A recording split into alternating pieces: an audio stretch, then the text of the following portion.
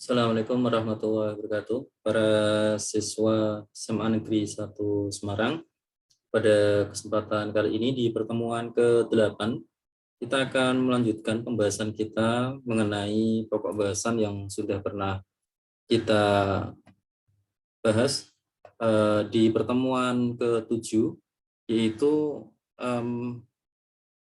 sesuai dengan tercantum di dalam pembahasan pada layar, mengenai Indonesia pada awal kemerdekaan sampai dengan demokrasi liberal.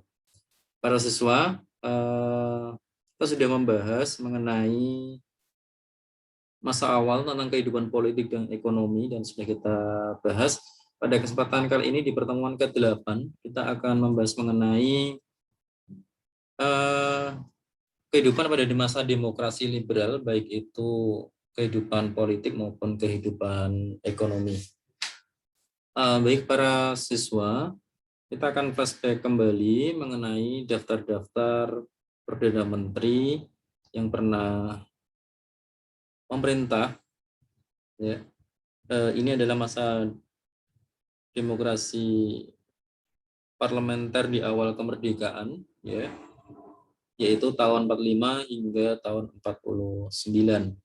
Nah, pada masa demokrasi liberal, ya, semuanya sebetulnya parlemen itu artinya parlemen memiliki sebuah kekuasaan yang sangat powerful untuk menentukan jalannya pemerintahan. Dan di sini mandat dari kekuasaan itu disampirkan kepada Perdana Menteri sebagai kepala pemerintahan. Jadi bukan berbeda dengan yang sekarang, ya. Di dalam Undang-Undang Dasar 1945, kepala pemerintahan dan kepala negara itu dijabat oleh satu, yaitu presiden. Tapi berbeda di awal kemerdekaan, di mana kita masih meraba-raba mencari sebuah bentuk pemerintahan yang ideal. Di samping itu, lembaga legislatif yang belum terbentuk, dan embrionya adalah KNIP, dan pada waktu itu KNIP menginginkan sebuah peran legislatif dan mengusulkan adanya sebuah jabatan Perdana Menteri, maka pada waktu itu disepakatilah Perdana Menteri sebagai kepala pemerintahan. Di awal demokrasi liberal, tepatnya di tahun 1950, Perdana Menteri yang berkuasa pertama kali di era demokrasi liberal, ya sama-sama parlemen, Yang pertama parlementer yang awal ini, ya, ada 3 Perdana Menteri, namun masa demokrasi liberal itu dimulai pada tahun 1960. Di sini tertera Muhammad Natsir sebagai Perdana Menteri yang pertama. Kemudian memerintah sampai 21 April 1951. Kemudian ada Sukiman Wiryosanjoyo, memerintah sampai 1 April 52, dan Wilopo sebagai Perdana Menteri yang ketiga memerintah sampai 30 Juli 1953. Kemudian ada Ali memerintah sebanyak 2 kali, yaitu Ali Sastramidjoyo, memerintah sampai dengan 12 Agustus 1955. Kemudian Burhanuddin Harahap 24 Maret 1956. Kemudian Ali yang kedua sampai 9 April 57, dan kemudian dilanjutkan Juanda sampai 9 Juli 59. Kemudian terjadi dekret presiden dan kemudian dikembalikan ke presiden selaku kepala pemerintahan dan muncul demokrasi terpimpin. Baik para siswa, kita akan membahas satu persatu mengenai demokrasi liberal ini. Oke, kita akan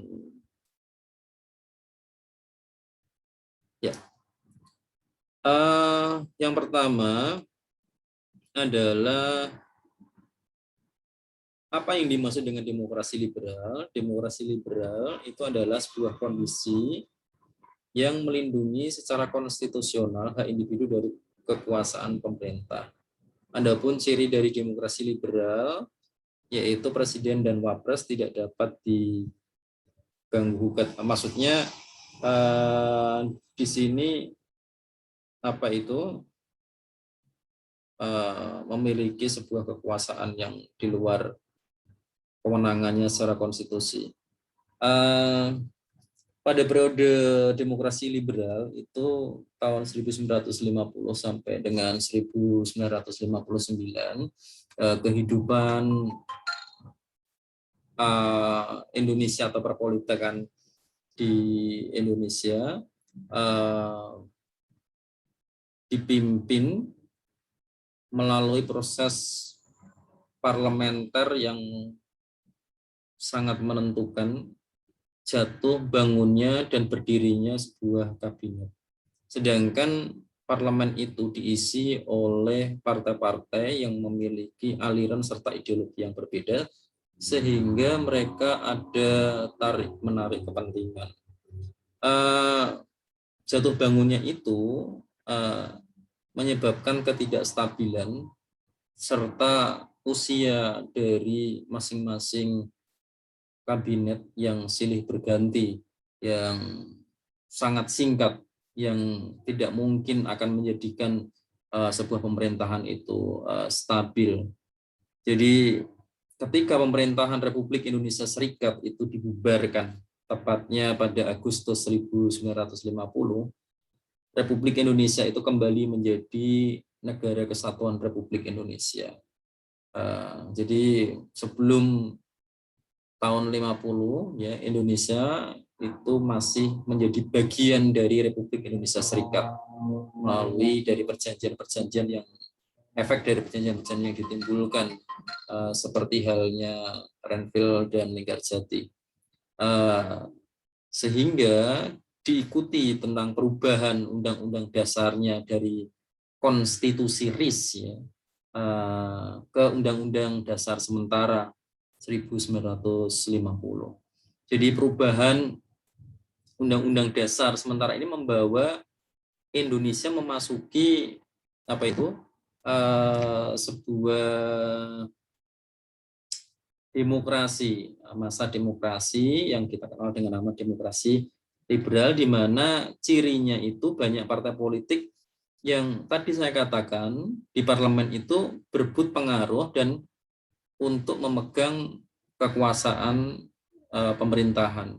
Dan itu tentunya karena perebutan itu membawa instabilitas atau ketidakstabilan politik maupun ekonomi secara nasional.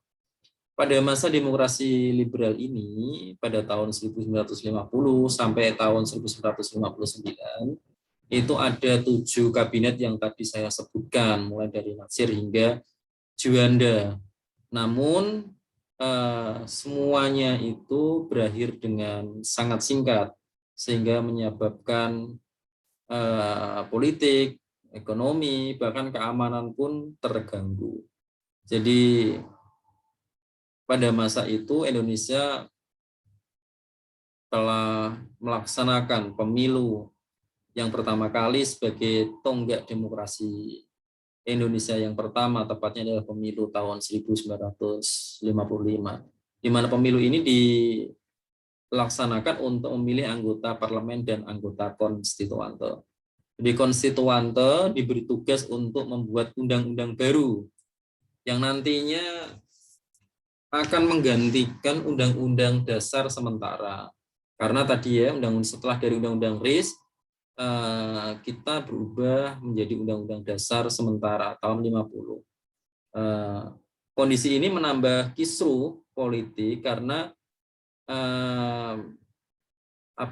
ketidakstabilan tadi, sehingga Presiden Soekarno kemudian dipaksa untuk mengeluarkan sebuah dekret yang darurat, yaitu dekret Presiden 5 Juli 59, yang pada akhirnya nanti di dalam dekret itu nanti akan memandatkan kembali ke Undang-Undang Dasar 1945.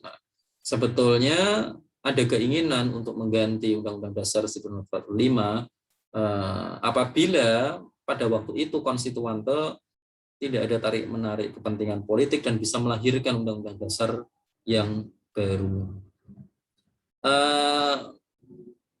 Jadi tahun 1950 ya, Indonesia itu ya, kita akan buat sebuah sketsa. Oke, saya akan buat baru aja. Jadi tahun 1900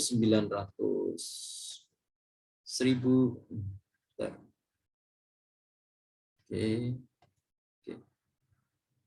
Yang cari yang bagus. 1950 ya, Indonesia itu ada dua sistem pemerintahan yang berbeda, yaitu presidensial ya dengan parlementer. Ya. Jadi tidak sampai 1 tahun setelah kemerdekaan, sistem pemerintahan presidensial itu digantikan sama parlementer. Jadi itu karena memang terjadi tarik menarik. Ini sempat karena ini kan sebuah amanat dari Undang-Undang Dasar 1945. Tapi kemudian berganti ya menjadi parlementer. Di parlementer ini kemudian menghasilkan kabinet-kabinet yang begitu banyak ini. Begitu banyak ya. Jadi pembentukan kabinet yang pertama Syahrir itu, kemudian sampai dengan kabinetnya Hatta, dan kemudian dilanjutkan dengan demokrasi liberal yang dipimpin oleh Perdana Menteri yang bertanggung jawab ya. Jadi di dalam parlementer ini kan konsekuensinya Indonesia dipimpin oleh Perdana Menteri ya. Perdana Menteri. Nah, Perdana Menteri ini bertanggung jawab kepada parlemen ya. Inilah sebagai puncak kekisruhannya.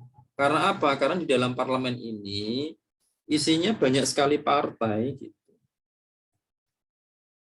Nah, partai ini kan memiliki tarik-menarik kepentingan. Baik itu PNI, ada Masyumi, ada NU, ada PKI, ya. Kemudian ada Partai Sosialis, PSII, ya, dan macam-macam. Jadi mereka tarik-menarik untuk mendapatkan kursi dan dominasi di dalam parlemen. Sehingga siapapun yang menjadi Perdana Menteri di sini, ya, itu selalu digoyang dengan kepentingan-kepentingan masing-masing partai, yang menyebabkan ketidakstabilan dari sebuah pemerintahan. Jadi partai-partai tersebut itu yang terkuat itu akan berusaha untuk mengambil alih kekuasaan. Kalau dia tidak cukup kuat, dia akan melakukan koalisi atau semacam kerjasama dengan partai yang dapat menghasilkan sebuah fraksi yang cukup dominan untuk menggulingkan Perdana Menteri, sehingga menyebabkan tidak stabil. Oke, kita bahas satu per satu. Ini ya, yang pertama adalah Muhammad Natsir. Ini adalah Muhammad Natsir masa tuanya. Di sini adalah program-programnya. Jadi ini dilantik pada tanggal 7 September sebetulnya dari Masyumi ini ya. Jadi dari Masyumi, salah satu partai Islam. Muhammad Natsir ini merupakan penyokongnya gabungan atau koalisi dari Masyumi sama PNI ya. Dua-duanya merupakan kabinet partai yang cukup besar dan kuat gitu. Tokoh-tokoh yang terkenal duduk di dalam pemerintahan. Di antaranya ada Hamengkubuwono ke-9, kemudian ada Mr. As-Saad, Juanda, termasuk Profesor Dr. Sumitro Djoyohadikusumo, salah satu begawan ekonomi yang merupakan ayah dari Prabowo Subianto yang sekarang menjadi ketua partai Gerindra.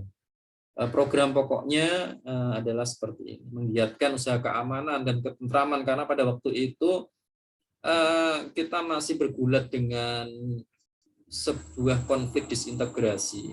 Termasuk salah satu usaha dari Natsir adalah membujuk Kartosuwiryo untuk sadar dan kembali ke NKRI. Namun pada akhirnya tetap tidak berhasil. Kemudian konsolidasi susunan pemerintahan, kemudian ada menyempurnakan angkatan perang, ya, masih carut marut, kemudian ekonomi, kemudian Irian Barat yang belum kunjung selesai. Ya, kemudian di dalam menjalankan tugas dan fungsinya, Natsir itu mendapatkan tugas utama adalah soal integrasi Irian Barat.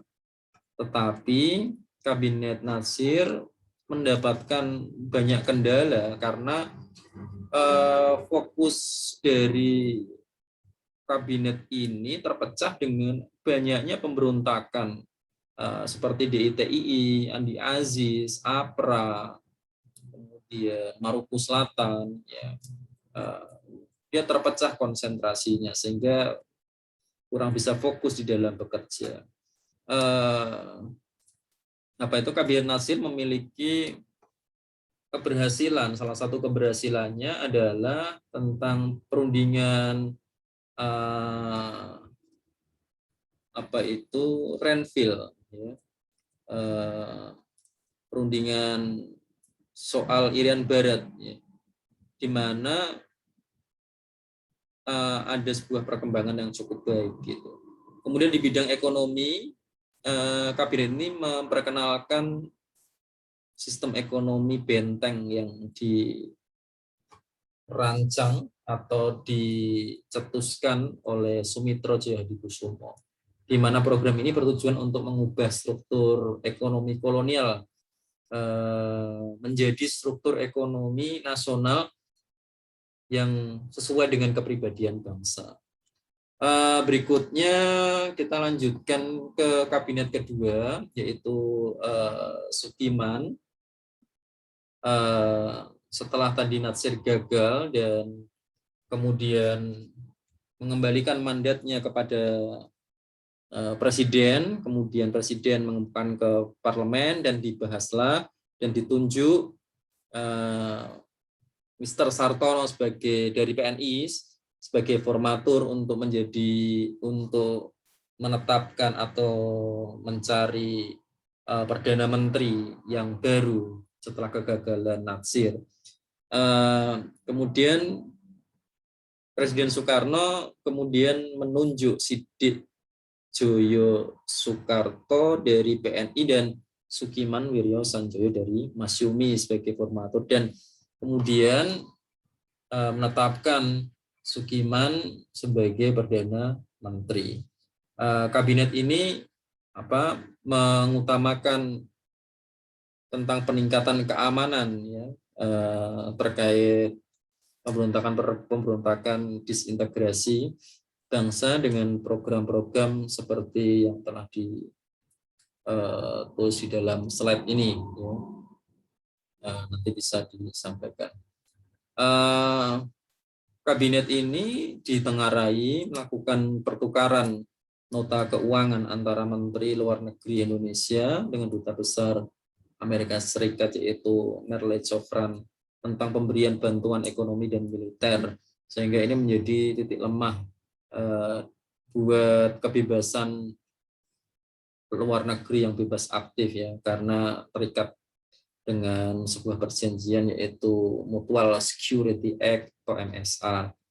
Jadi MSA ini tuh diyakini mengkhianati politik luar negeri Indonesia yang bebas aktif, karena kecenderungan terlalu condong kepada pihak Barat itu sangat kentara, dan pihak kabinet Sukiman ini, ya, juga kurang harmonis dengan militer dan kurang begitu konsen terhadap penanganan pemberontakan di Jawa Barat maupun di Jawa Tengah, di Sulawesi Selatan. Kemudian dari situ Kabinet Sukiman kemudian dimosi tidak percaya oleh parlemen, sehingga Kabinet Sukiman mengembalikan mandatnya dan digantikan oleh Wilopo. Ya, jadi Wilopo dari PNI. Kalau dua awal itu tadi dari Mas Yumi, sekarang Wilopo dari PNI. Program-programnya diantaranya seperti ini, ada program dalam negeri dan program luar negeri, ya. Bisa kalian baca. Yang jelas bahwa tugas ini sangat berat, terutama di dalam menghadapi krisis ekonomi dan defisit kas negara, dengan karena kan meningkatnya tensi gangguan keamanan dari gerakan-gerakan separatis nasional yang tadi kita sebutkan. Jadi Wilopo ini juga menghadapi sebuah konflik yaitu konflik 17 Oktober, ya.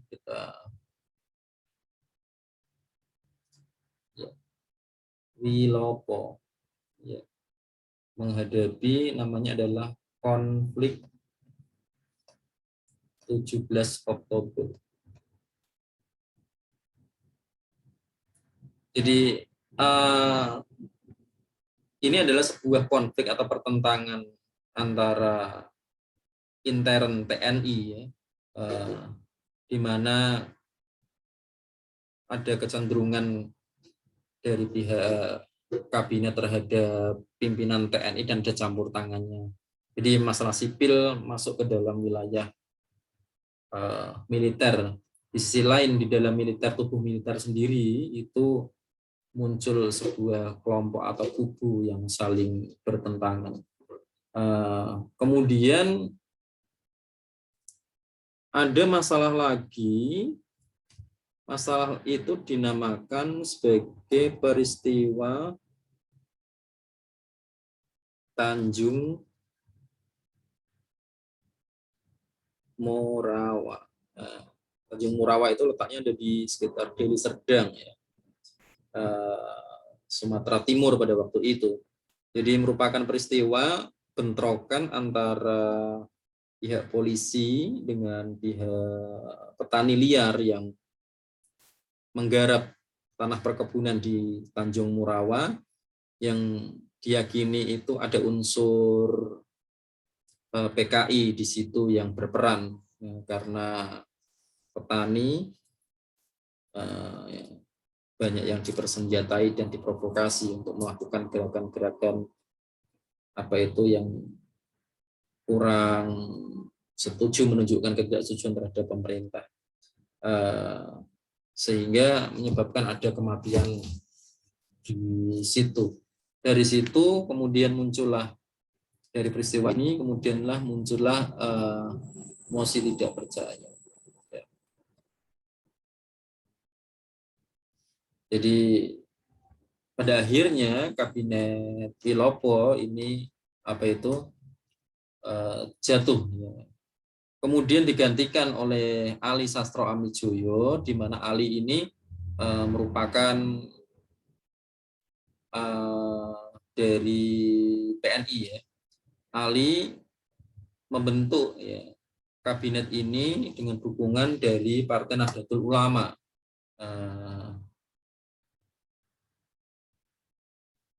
Programnya diantaranya seperti yang tertera, ya, seperti yang tertera di dalam slide, ya.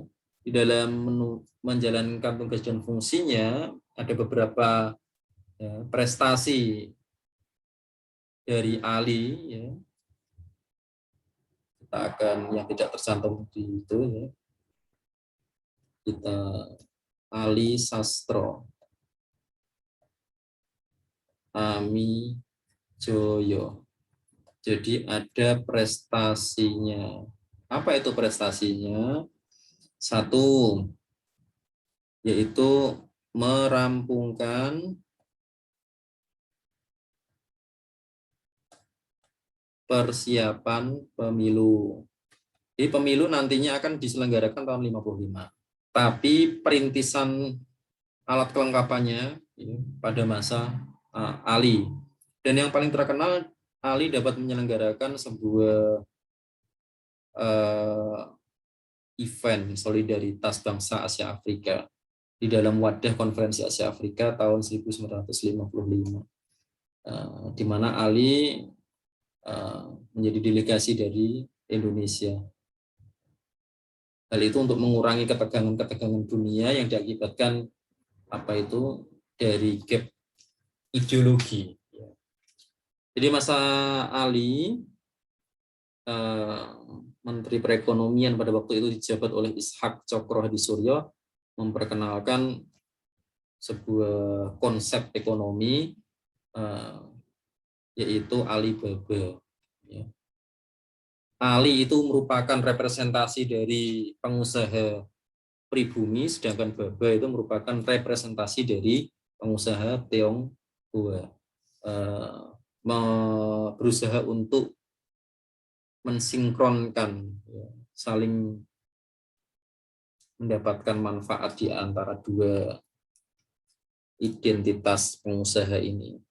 Kemudian Kabinet Ali mengalami permasalahan yang sama terkait sama gerakan separatis yang masih sangat marak di Indonesia. Kemudian ditambah lagi konflik intern Angkatan Darat itu semakin hari semakin tidak terselesaikan. Ditambah lagi adanya korupsi dan inflasi. Itu yang menyebabkan jatuhnya, yaitu tadi masalah intern Angkatan Darat, kemudian masalah korupsi dan inflasi, kemudian adanya gerakan separatis yang tidak kunjung selesai, menyebabkan Kabinet Ali, ditambah lagi ada konflik antara NU dan PNI, ini dua partai pengusung dari Kabinet Ali, dan pada akhirnya mengembalikan mandatnya dan digantikan oleh yang kelima, yaitu Burhanuddin Harahap. Ya, Burhanuddin Harahap sebetulnya berasal dari Masyumi dia, dan PNI kembali menjadi oposisi. Ini adalah program-program dari Kabinet Burhanuddin Harahap dan mencatatkan keberhasilan dari kabinet ini. Saya tulis Burhanuddin Harahap. Apa keberhasilan? Yang paling fenomenal adalah pemilu tentu. Walaupun perintisannya masa Ali, gitu ya. Kemudian ada pembubaran Uni Indonesia Belanda, ya, Commonwealth-nya. Jadi awalnya kan Uni Indonesia Belanda itu merancang bahwa Indonesia itu di bawah, mengakui Ratu Belanda sebagai negara induknya. Dan ini kemudian dibubarkan sehingga tidak berlaku lagi. Kemudian mulai menjalin hubungan dengan Angkatan Darat dan sipil kembali diperbaiki. Kemudian penangkapan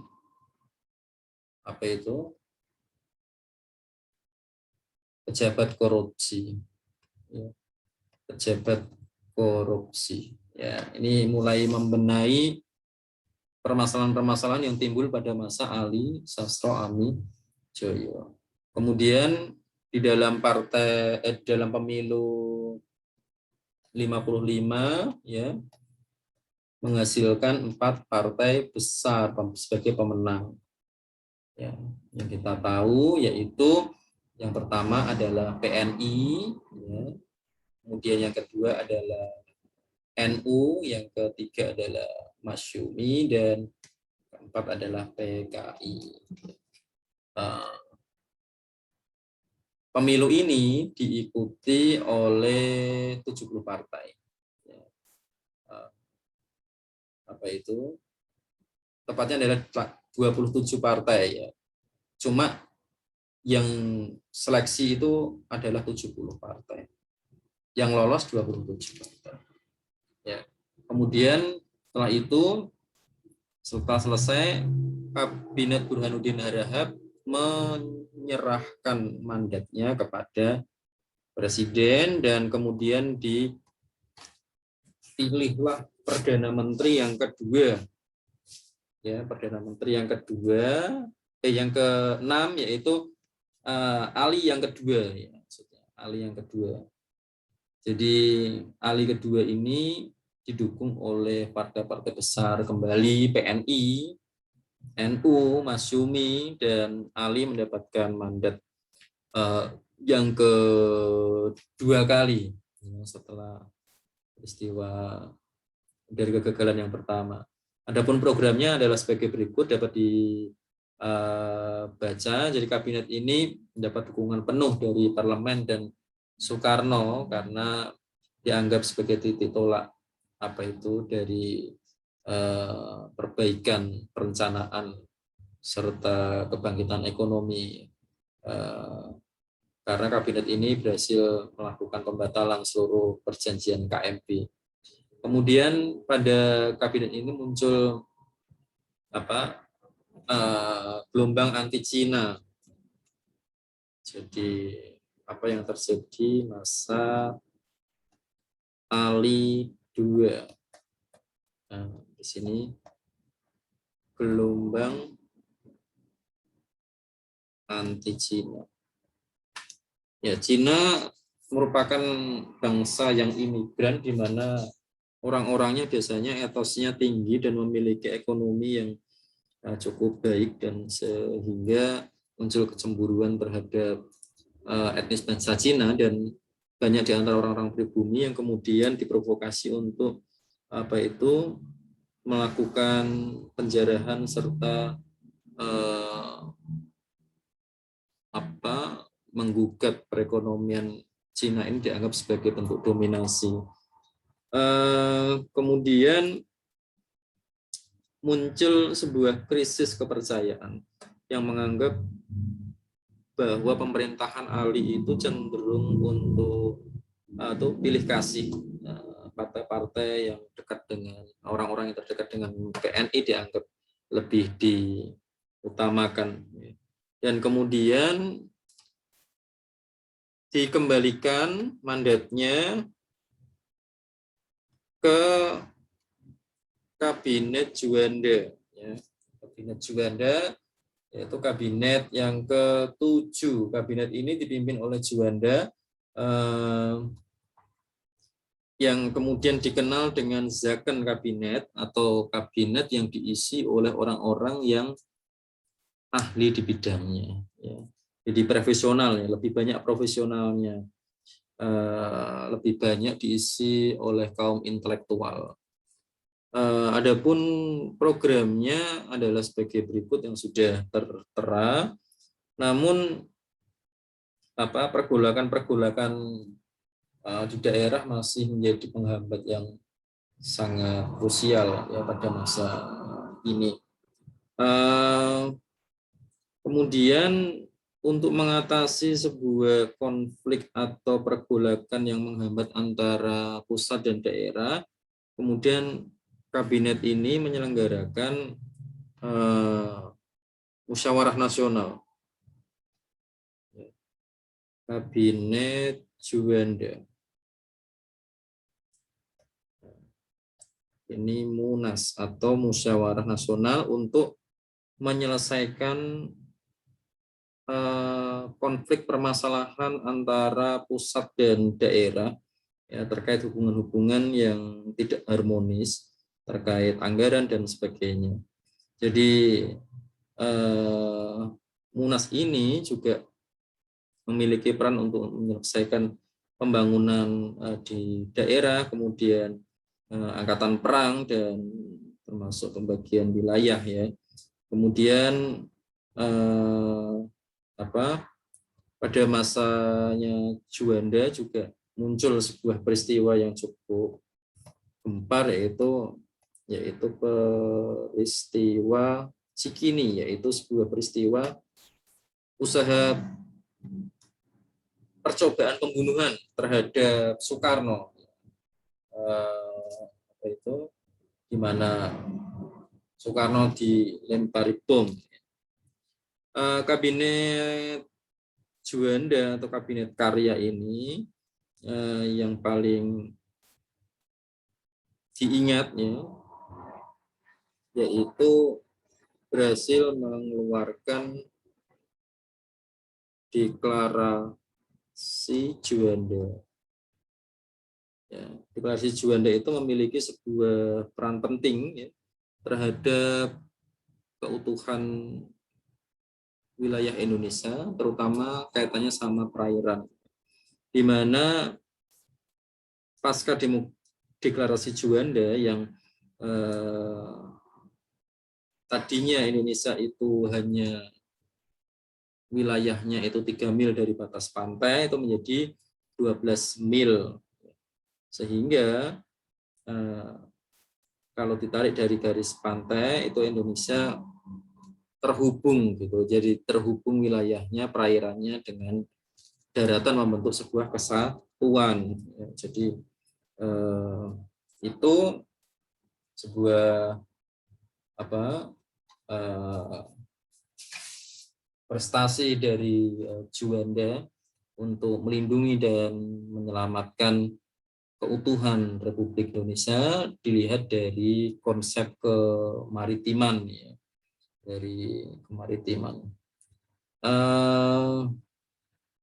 Itu para siswa terkait pembahasan mengenai demokrasi liberal. Tadi sudah saya singgung sedikit tentang pemilu 55, nanti kita akan sampaikan dalam bentuk modul.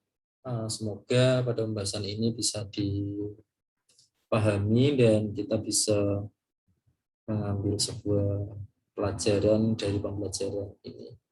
Demikian para siswa yang saya cintai dan saya banggakan, kita cukupkan sekian pembahasan kita dan kita akan ketemu kembali di pertemuan mendatang. Assalamualaikum warahmatullahi wabarakatuh.